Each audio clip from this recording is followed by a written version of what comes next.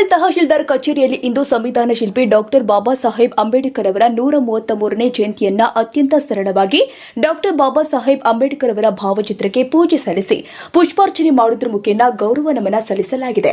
ತಹಶೀಲ್ದಾರ್ ಮಹೇಶ್ ಕುಡಲಗಿ, ನಗರಸಭೆ ಪೌರಾಯುಕ್ತ ರಾಜರಾಮ್ ಪವಾರ್, ಕಂದಾಯ ಇಲಾಖೆ ಅಧಿಕಾರಿ ಪರಶುರಾಮ್ ನಾರಾಯಣಿ ಸೇರಿ ವಿವಿಧ ಇಲಾಖೆಗಳ ಅಧಿಕಾರಿಗಳು ಉಪಸ್ಥಿತರಿದ್ದರು. ಹಾಗೆ ನಗರದಲ್ಲಿ ಡಾಕ್ಟರ್ ಬಿಆರ್ ಅಂಬೇಡ್ಕರ್ ಅಭಿಮಾನಿಗಳು ನಗರದ ಪ್ರಮುಖ ಬೀದಿಯಲ್ಲಿ ಬೈಕ್ ರ್ಯಾಲಿ ಮಾಡಿ ಕಂಠಿ ಅವರ ಮತ್ತು ಬಸವೇಶ್ವರ ಪುತ್ಥಳಿಗೆ ಮಾಲಾರ್ಪಣೆ ಮಾಡಿ ಸಂಭ್ರಮದಿಂದ ಹುಟ್ಟುಹಬ್ಬ ಆಚರಿಸಿದರು.